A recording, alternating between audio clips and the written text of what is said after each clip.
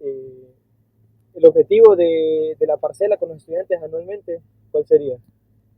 Los objetivos son varios en realidad. El objetivo número uno es que tengan primer contacto muchos de ellos con lo que tiene que ver ya con cultivos directamente, principalmente en la parte hortícola.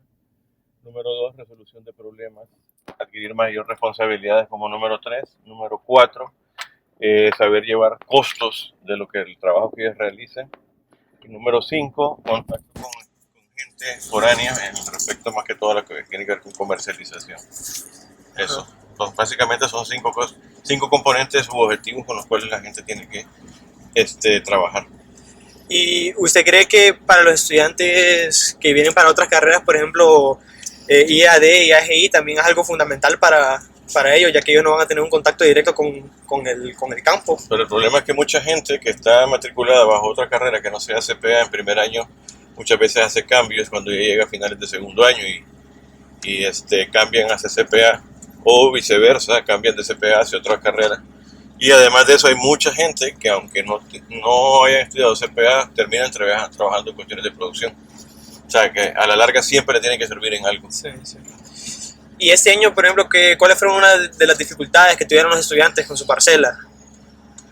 ¿Dificultades en qué aspecto te estás refiriendo? Dificultades en sus cultivos, en la tierra. Problemas principales tuvieron problemas hartos de fusarium que se ha ido incrementando año con año. Problemas siempre tradicionales en virus en Chile. Este año se manifestó un problema fuerte de virus en habichuela que no habíamos tenido otros años.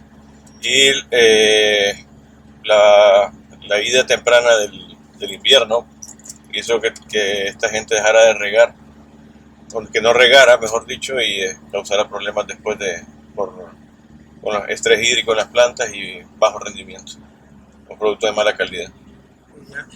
Y a la hora de la cosecha, ¿usted cree que fue que se cumplieron los objetivos este año? En parte sí, pero hay un cultivo especial que fue un cultivo establecido de emergencia que la cuestión no funcionó a pesar de que se les dio el parámetro y eso se llama zapallo. Se les dio el parámetro de cosecha y trabajaron con parámetros completamente equivocados y cosecharon fuera de tamaño. Ya. Bueno, pues muchas gracias, ingeniero.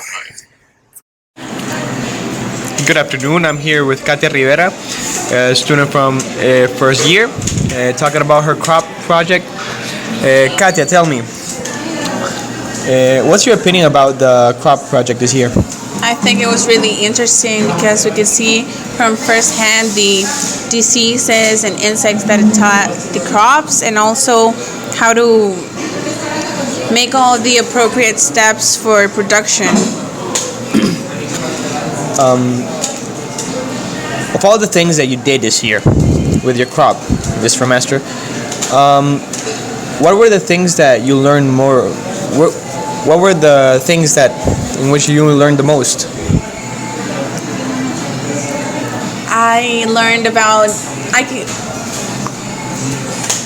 how to investigate what was going on because I could see like fungi or insects in my crops, and I would then research about them and learn a lot from that. Also, we learned from the distance that each plant has to be, how to plant appropriately, and also the way each crop looks and its characteristics.